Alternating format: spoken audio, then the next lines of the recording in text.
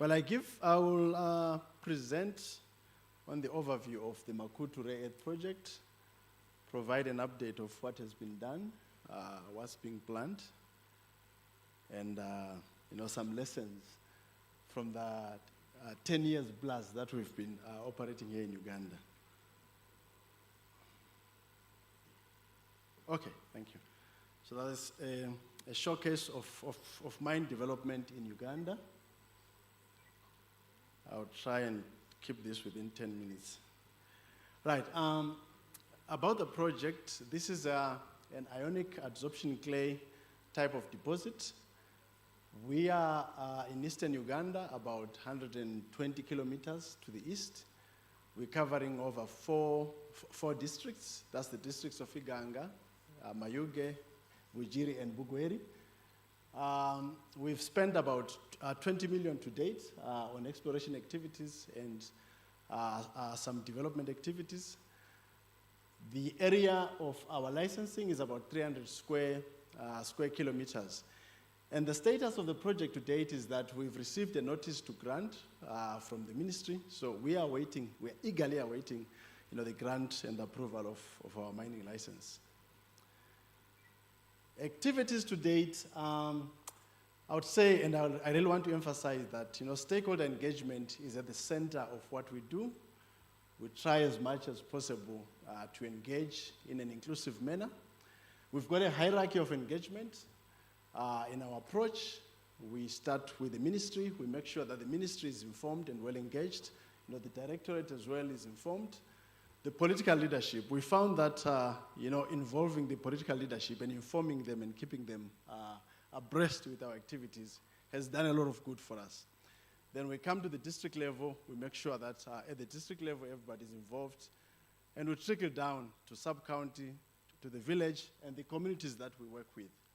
We also have a robust grievance mechanism system through which we get all the concerns, and we have a facility to address these concerns. We make sure that we communicate, and our communication is through weekly radio programs. We run an extensive radio program across all the districts that we operate from. We have monthly briefs that we send to the districts. We also have a quarterly newsletter. We have a stakeholder engagement team and community liaison officers that cover each and every district that we operate from. So this serves to really kind of reinforce that stakeholder engagement is very key for us to continue working where we're working. We also support the communities that we work with through social programs and support programs in education, in water and sanitation, and also support the religious institutions that we work amongst. For example, the Christian communities as well as the Muslim communities that we work with. Health and safety and environment is key to our operations. The safeguards are at the heart of our operations. And we've made it a point that we comply and abide by the conditions of our Asia approvals, by the laws of the country, the standards of the mining industry. We've made it a point that all our staff are trained and certified in first aid. We've also trained them as fire marshals. And in our operations, we ensure that we do toolbox trainings each and every day, as you can see from those pictures. Before work starts, our teams are briefed and a safety talk is done to make sure that everybody is safety conscious. For the drilling program, to date, we've done over 16 kilometers of drilling work for the last 15 years plus. But I want to talk about the drilling program that we did this year. We had a phase 5 drilling program where we've drilled between May and October about 4,000 meters. This was a diamond drilling program. The purpose of this was to, if you look at the red square to the west of the map. So that license area is a retention license. We need to upgrade our resources from inferred to drill indicated. Then we also have 2 new exploration licenses to the northern side and to the eastern side. So those we did rotary air blast drilling to identify more targets for exploration as well as to increase our resource. So we anticipate that by the end of this year or early next year, we'll issue an updated mineral resource estimate after this drilling program. We've also been constructing a demonstration plant for our work to progress and de-risk the project. As you can see in the picture, that's a shed that will house a laboratory. It will also have equipment under there. This started after acquiring about 20 acres of land, and the works that have been involved include a biodiversity study, a cultural survey. We've also cleared ground, and the work is progressing as per plan. That picture there shows the warehouse as of the weekend. So work is progressing, and all is going on well. And we anticipate that by December, the contractor will hand this over to us, and we'll start the work of the demo plant, as well as some laboratory test works. Ancillary activities around the demo plant includes spot repairs for the roadworks, internal works within the shed. We're constructing an office block within the shed as well. In terms of local content, as the previous speaker indicated, we've employed more than 80 people within Rwenzori. Within Rwenzori. Gender distribution, we've got about 22% being female. It's still work in progress. It could be better, but we consider that, given that it's the mining industry, we're doing fairly well. But there's still, a lot of room for improvement with that. We've spent about $1 million on our local suppliers so far in 2023. That has gone into drilling, environmental surveys, as well as land acquisition. What are the challenges that we've encountered? I'll spend a bit of time on this because I think I need to emphasize some issues here. So we've had delays in getting approvals. The mining license is delayed. It has made us revise our timelines from an initial start of 2024 to 2025. We've had delays with Asia approvals, both for current retention license, for exploration licenses, and these affect our critical path. In a lot of the times, we always need to revise our timelines.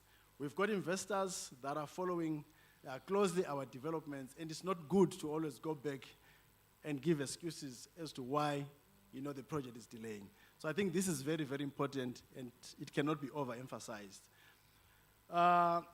We've also had issues kind of managing community and stakeholder expectations. The project is still at an exploration phase, but amongst our local, district partners, there's always an expectation, for local revenues. It's still a long way to go. I wish they were patient, like my name says, until the project is fully developed, and then they can get, the local revenues at the right time. There's also difficulty in finding local skills, especially at senior level. We've been looking for metallurgists, for mining engineers, and I think we do all understand that by the level of development of the mining industry in Uganda, we still need to develop these skills. I think with time, that will be solved. What have we learned? We've also learned that it's always good to partner with government. So DGSM has done us well. The Ministry of Energy and Minerals, Development has also done us well. This has really supported us on the ground and has given us a social license and acceptance. Stakeholder engagement hierarchy also has done well, as I indicated before. Engaging political leadership has given us goodwill. And also, we find ourselves, as a project, trying to do good, but we find ourselves operating at a space where some guys have gone before us and messed things up. And what do I mean by messing things up? There are projects that have gone ahead. People have been evaluated, for their assets, but they have not been paid. And when we tell the persons affected by the project that we're trying to do good, they doubt us. they don't believe our story. So we've had to try and do things in a different way. Try and compensate as quick as we can, and try and deal, directly, with the project stakeholders. I've learned that there are people called bush lawyers. So when the project is engaging, the people affected by the project, there are other people that pretend to know better and try and convince, the communities that they can negotiate much better than, themselves. So these are some of the issues that have been a problem, but we've been able to navigate those.